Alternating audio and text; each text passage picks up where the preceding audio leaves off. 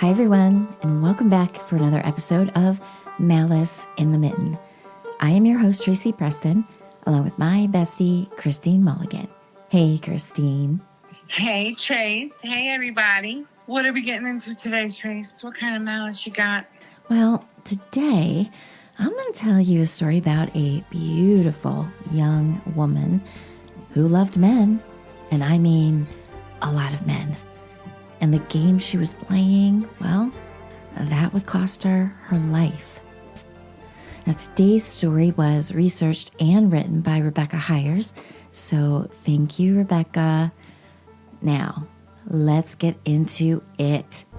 This is Season 7, Episode 4, Ethel Marie Beavers.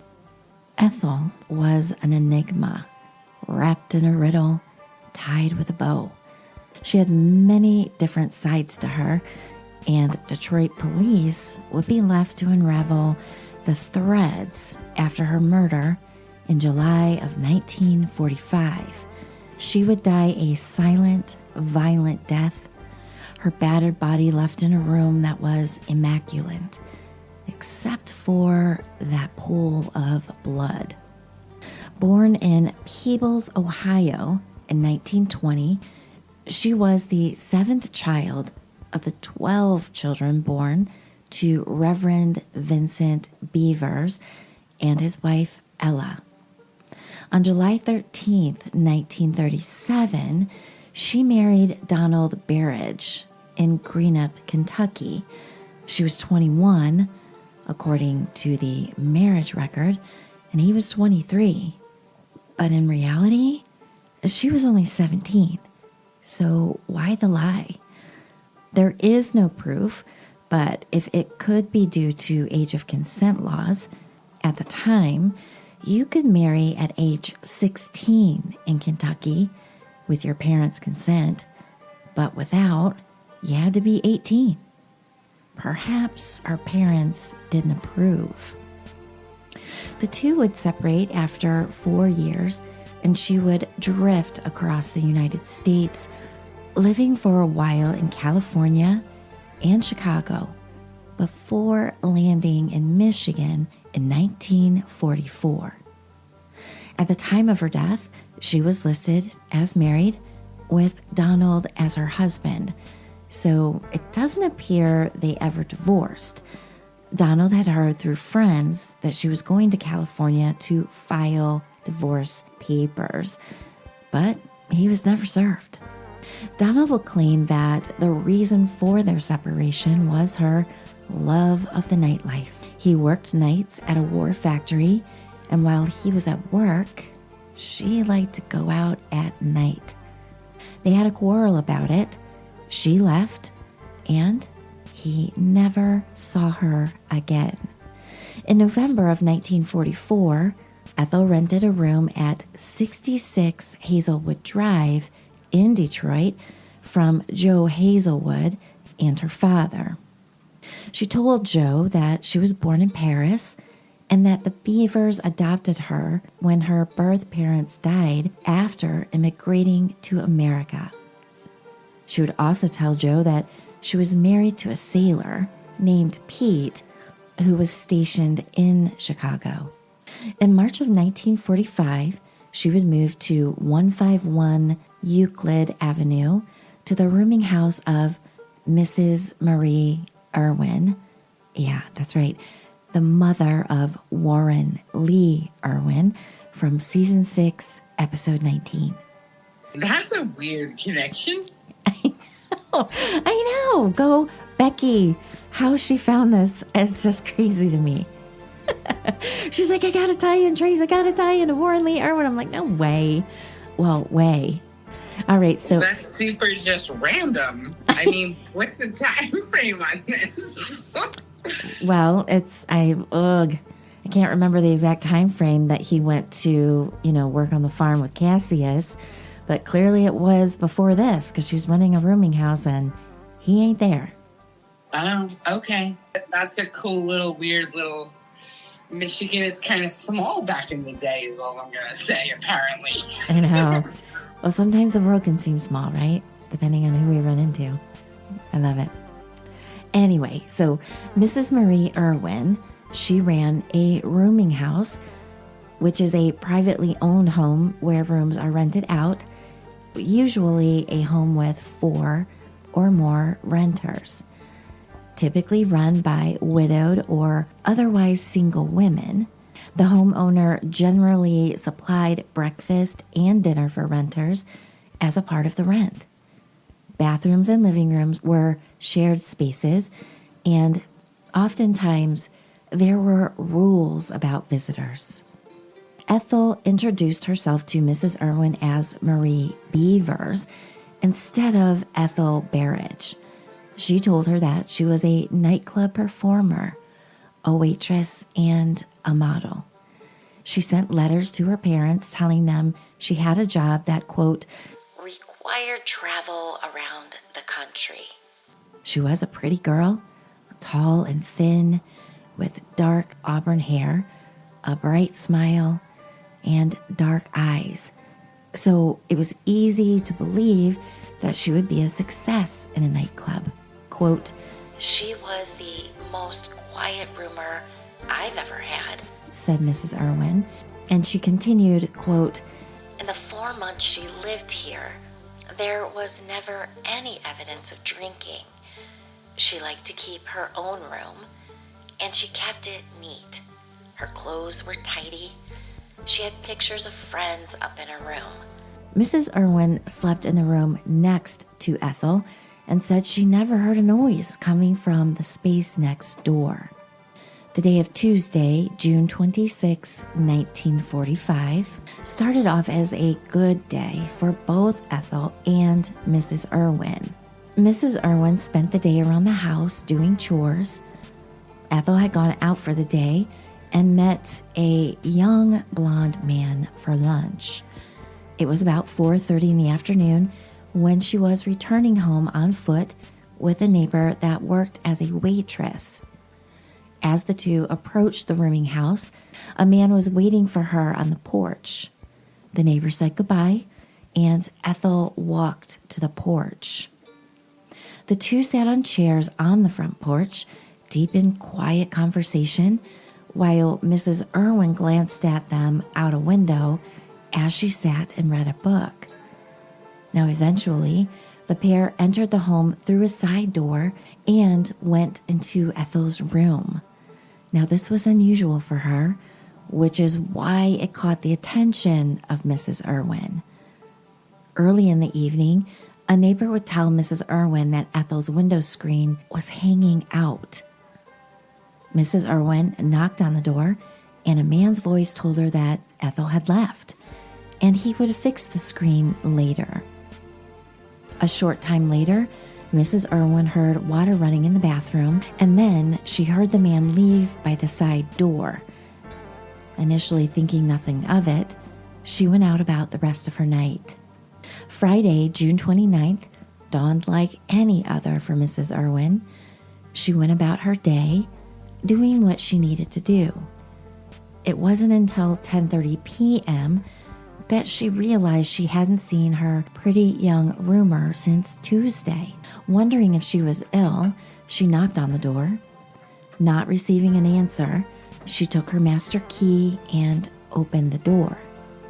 Now, at first glance, the room looked as clean and tidy as it always had. The bed was made, the dresser was organized and dusted, the clothes hung neatly in the open closet. Wondering if maybe Marie was out of town and forgotten to tell her, she took one last look around before closing the door. It was at that time she noticed a red slippered foot poking out from under the bed skirt. Turning, she ran to call the police. It wasn't long before the police arrived and declared the bedroom a crime scene. Ethel had a large bruise on her head, and a man's handkerchief had been stuffed down her throat. She was bleeding from her nose. She had not been assaulted and was fully dressed, but her key was missing. The search of her room yielded many interesting items. It was at this time Mrs. Irwin learned that her roomer's name was Ethel and not Marie. A birth certificate was found showing that she was actually 25 and not 22 years old as she had claimed. It would also prove she was born in Ohio to the Beavers, not Paris as she had claimed. But most interesting of all was a series of letters that would give the police a long list of suspects. The letters were from different men and very salacious for the time. One of the letter writers was Pete Staros, a sailor stationed at the naval base in Chicago. Pete wrote to her in January, quote, "Hurry and come here to me. Or are you kidding me again? You don't know how I miss you. There are plenty of places for you to stay. If you would come, I would get the best marks in my class. As it is, I am always worried and always thinking about you. It throws my work off, babe. We could have fun." By February, the young man was in despair and wrote, quote, "Dearest Marie, I tried to call you many times and finally got tired of trying. Your 2 weeks are up, and you are not here. What excuse will you have this time? If you really loved me, you'd come. I think you're stalling. If you don't want to see me, tell me." In March, he wrote, "Dearest Marie, I pray that you will come and I will see you. I am in the brig, in solitary confinement. We aren't supposed to write letters, but I will smuggle this one out. If you love me, come." Another lover by mail, as the press dubbed him, was Harry. In February, Harry wrote, quote, "I am glad you have a warm spot in your heart for me, dearest Marie, but I doubt you want to come to Chicago. In regards to the girls, I want nothing to do with them. I don't want to be disappointed again." And in May, he penned, "Dear Marie, I am surprised you want to come to Chicago, but I won't believe it until I see you. I have been planning on coming to see you in Detroit. Would you like me to surprise you some Saturday night? I have tried, but I can't forget you." Max was also a lover by mail from Florida. Going through a divorce, he was a bit more spicy than the others. He wrote, "It's just perfect down here. All I need is you and Dottie Lamore's sarong. I am going to bed now." In June, he told her, "Hiya, babe. Got 2 letters from you today. After I'd given you up for lost. Keep after me or I won't think you're interested. I really miss you. Remind me to give you some extra special love when I see you as a reward for writing me so promptly. Do you want to know a secret? I miss you all the time." But the lovers by mail were not the only men in her life. There was an unnamed route driver that also spent time at the local racetrack. He kept his clothes in her room. He would visit her late at night and leave before Mrs. Irwin awoke. A chef from a local neighborhood restaurant was another paramour. He didn't leave clothes, but was probably the reason for the screen hanging out. He would knock on the screen and Ethel would let him in. He also would leave before Mrs. Irwin awoke. He also brought her an outfit for Easter. After he gave her the outfit, the two quarreled, with her telling him, "What do you think I am playing you for anyway?" Last but not least was an elderly married owner of several Detroit taverns. The man owned some boats that Ethel spent time on with him, and when she was short on cash, the elderly man was happy to provide it to her. He was also fond of lavishing gifts on her. Police found an 18-year-old youth that was also an admirer of hers. They questioned and released him when Mrs. Irwin said he was not the man on the porch. And then, of course, there was the estranged husband. Donald closely fit the description Mrs. Irwin and the neighbor had given of the man on the porch. So a search began for him. Hearing of the search, Donald turned himself in to the Columbus, Ohio police, where he was promptly arrested. Quote, I understand they are looking for me, and I am here. During the interview, he told the police he had joined the Merchant Marines in 1942 and was discharged in April of 1945. He obtained work at a warehouse until June 22nd and then started a new job on June 28th. A picture of him was shown to Mrs. Irwin, and she said that while he was close, he wasn't the man she had seen with Ethel on the porch. He was questioned and eventually released. Pete, however, had a harder time of things. Believing that he was the man she claimed to be married to, he was placed in solitary confinement at the naval base to await questioning. He had been on furlough when the murder happened, and with the tone of the letters, he became suspect number 1 after Donald was eliminated. He also closely fit the description given to the police of the man on the porch. Luckily for him, he had gone on a date in St. Louis on the night of the murder. The girl he had been with and many of her friends backed his alibi, and so he was later released. Police determined that Ethel and he were not married. The other men were also tracked down and one by one were eliminated as suspects. The police were running out of leads. Then, a week after the discovery of the body, Mrs. Marcia Haas called the Detroit police from her rooming house in Saginaw. Now, Saginaw sits about an hour and a half northwest of Detroit. A new tenant had moved in, and he made her nervous.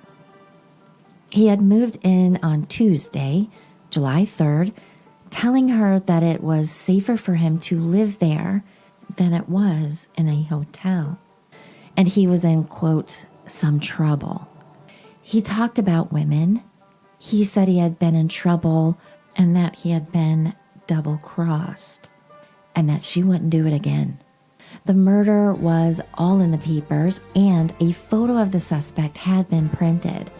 He showed her the photo and asked her if he looked like the guy in the photo. Quote, He wouldn't show me what was written under the picture, but I went to my room and saw that it was about a killing in Detroit and that the picture was that of a prisoner. Well, I was just plain scared to death. I was afraid he would think it was over and decide I knew too much and that he would kill me like he did that Mrs. Barrage. She also stated when she last saw him on Thursday night, he said, He warned me that if anything ever got out about it, he would make me pay. So, fearing for her life, on July 6th, she made the call and gave the police a name, Leo Pasquarella. Leo Pasquarella was a 19-year-old boy from Detroit. At the time of the murder, he lived in a rooming house 2 doors down from Ethel. His sister Margaret told the papers, quote, Well, he was a good boy. I was his favorite sister. He had never been in any trouble. He had been working at a machine shop in June, but quit on June 18th and told his sister he was moving to Chicago. Well, Margaret was surprised to hear of his plans as he knew nobody in Chicago. Leo suffered from epilepsy, and that was part of the reason he left his job. Multiple seizures on the job made it too dangerous. He had also spent 2 years in the state mental institution when he was 16 in an attempt to cure his epilepsy. He was one of 8 children born to his father, Michael Lewis, and his mother, who was deceased. He dropped out of school after completing the 8th grade. His co-workers described him as serious, hardworking youth, tortured by jealousy, and one of the best young men to ever work at the plant. Another co-worker that knew Ethel and Leo said that when Leo was working and he was off, he would often see Ethel at the nightclubs with other men. Leo would ask him if she was alone, and the co-worker would lie and say she was.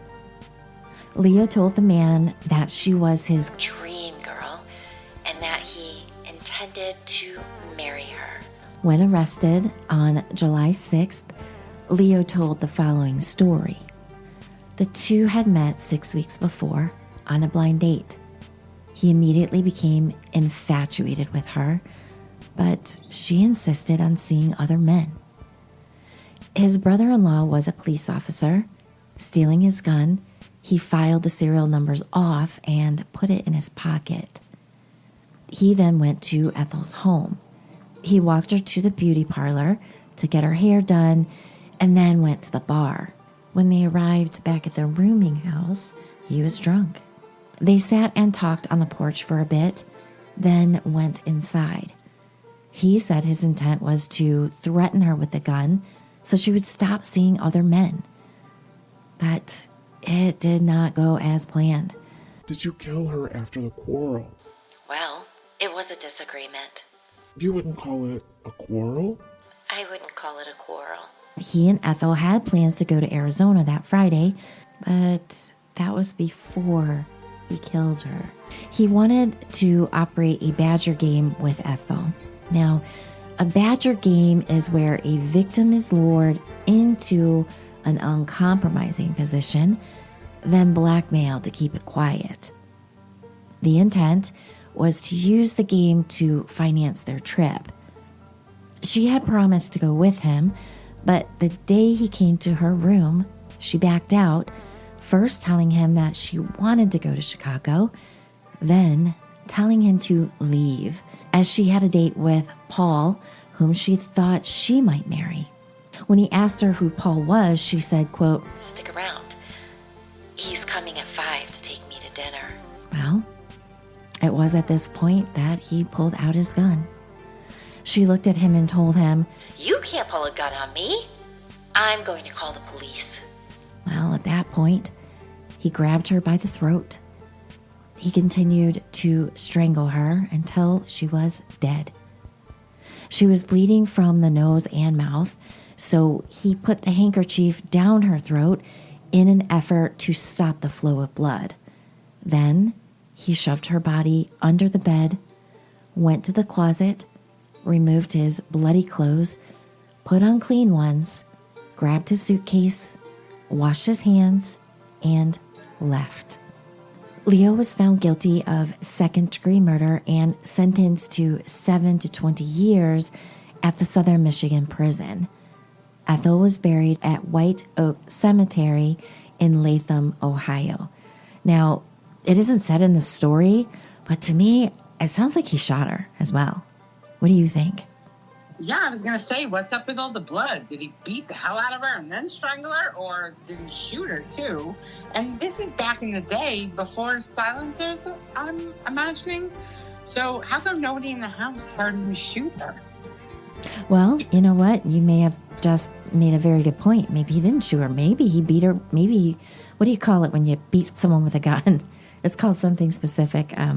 Pistol whipped her? Maybe he pistol whipped her. Get your ass back here. I was thinking that when you were saying all of that. I was like, what's with all the blood? What's with the bleeding from the mouth and nose so bad that he stuffed a handkerchief down her mouth? Yeah. Like, he must have beat the hell out of her. That's what I'm thinking. I think he pistol whipped the hell out of her and then choked her to finish her off. I think that's what happened because, right, he had a pretty bad temper and he was quite jealous. Yeah, and all this without having an epileptic seizure, huh? That's amazing. I know, isn't that triggering? It seems like it would be triggering. Yeah, I feel like maybe it wasn't epilepsy. Maybe he just had a drug problem or something. Could have been. This whole guy's story sounds a little bit fishy.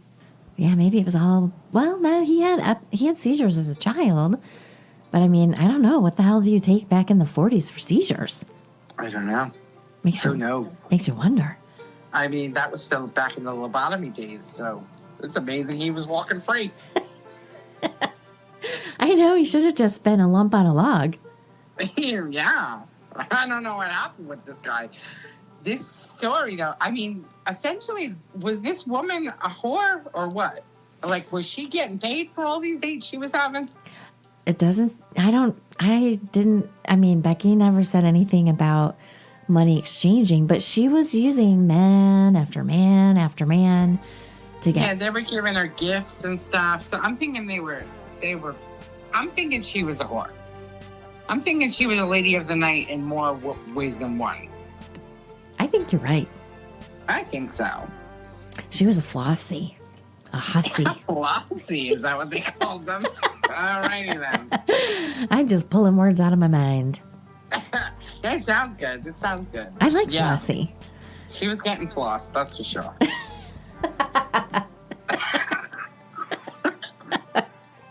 Oh my God. I have just really awful, nasty, dirty images in my brain. Exactly.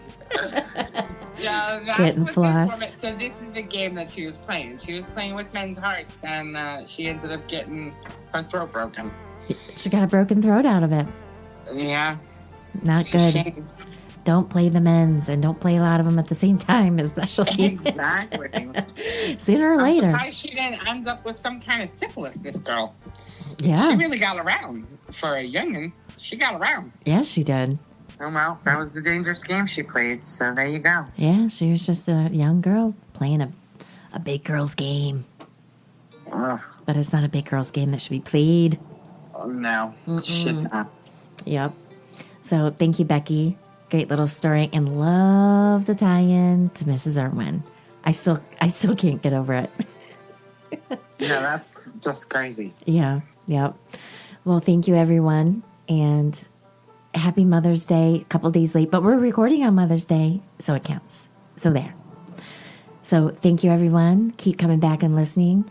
Keep hitting that like and subscribe and share our show on YouTube. I love all the comments coming in. So thanks again, everyone. Have a great week, and we will see you back on Wednesday for Round Robin. Have a great week, everyone. Bye. Bye.